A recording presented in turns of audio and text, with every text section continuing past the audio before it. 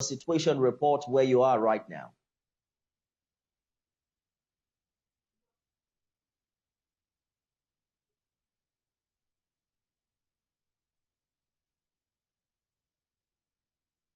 Jesse Tafida is live for us in Maiduguri. Jesse, what's the situation like where you are?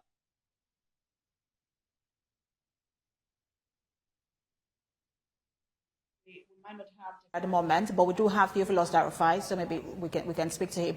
Theophilus, what can you tell us about what's happening in your state at the moment?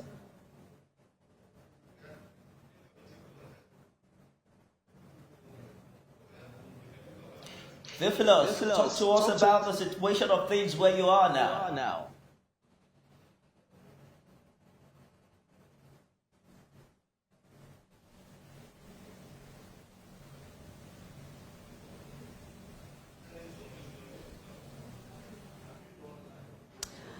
Theophilus, you might have to unmute yourself.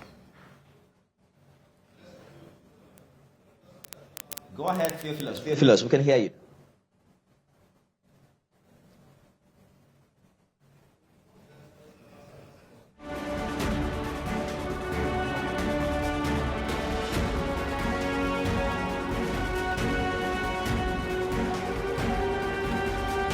What to do when it wants to do it. So we'll just give them time to figure that out. But then we're still in a moment of election in the country. INEC had said that, look, if you're on the queue before 2:30, you'll be allowed to vote. So voting is still ongoing. And we know that there are polling units where voting started late. So we'll see how that plays out. But we understand that we have Theophilus Darufai at the moment. Well, Theophilus, if you are there, to find out what voting exercise is like right now. At I believe the time now is way past the voting time as stipulated by INEC.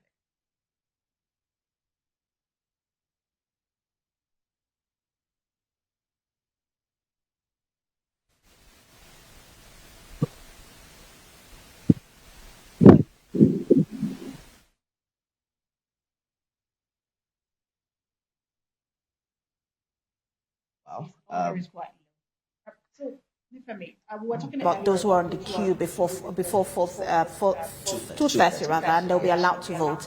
We hope that, again, we're talking about security architecture because that's quite important. It means that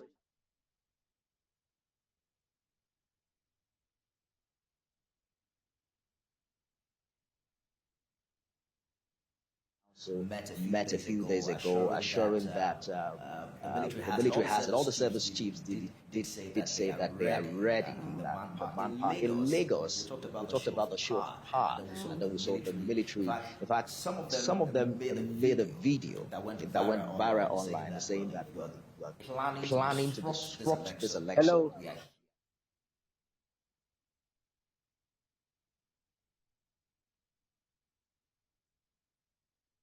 But let's talk to, you and I have been here in the studio, but let's talk to those who have been observing this election. We have the president of a transition monitoring group. He is Awal Ramsajani. He joins us now in the studio to tell us about what he's observed and what we have improved on and what more we can do to improve on the process. It's good to finally meet you in person, Mr. Ramsajani. Thank you so much for coming. So, what's the experience like for you? Thank you very much, viewers. I think this is a very exciting day. Many Nigerians have been anxious to see this day, and so far from the reports we got from across the entire local government and polling units in the country shows that Nigerians have massively come out to exercise their franchise, knowing and understanding that the only way they can, change things that they consider as worrisome to them is when they are able to register and also come out to vote, and also do this voting in a non-violent manner. Because if you engage in any destructive ways, it means that your polling unit may not be, acceptable to INEC. So many, of them, they have realized that yes, if they want their vote to count, it's not only to cast the vote, but also to ensure that they do it peacefully. they did not do any action that is capable of disrupting the process. And so far, from what we have observed, there has been such message has gone to many people, ears, and they have organized themselves in a very, orderly manner in many places.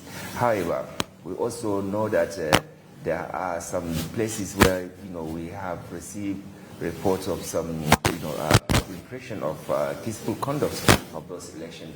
But, generally, from the report we've gotten from our observers across the country, Nigerians are actually eager and anxious to see that they exercise their fundamental right, and that is why they turn in mass.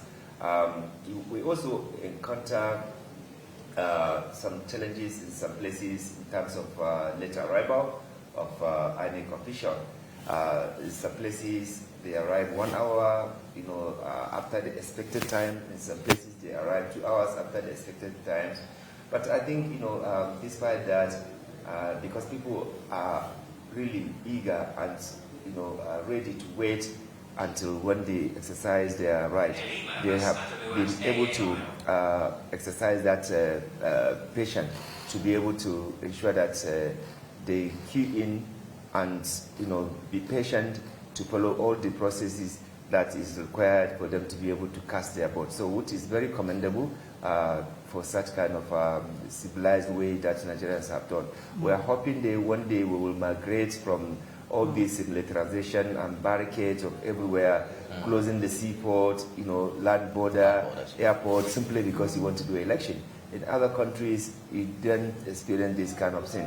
But because this is also simply because most people who are participating in election, they are not actually participating for service to the people, to the nation. It is simply, a business like they are investing to come and reap. That's why you see sometimes people have turned this into a do or die affair. Otherwise, if you are supposed to account for everything you have done, either at local government level or at the state or national level, you will see that only people who are committed to service delivery, only people who believe in development agenda, only people who believe in social justice, you will see them actually coming to vote. In fact, in some instances, people have to beg people to even come to contest. But in the case of our experience in Nigeria, you will see it is people who have, looted money, who have stolen money, who are, having questionable, income, that in many instances that you see them participating at local, state, and national election. All right. So Mr. Rafsanjani, allow me to put you on hold for just a minute. We will take a break now, and when we return, we'll have more conversation with Mr. Rafsanjani when we return. Stay with us.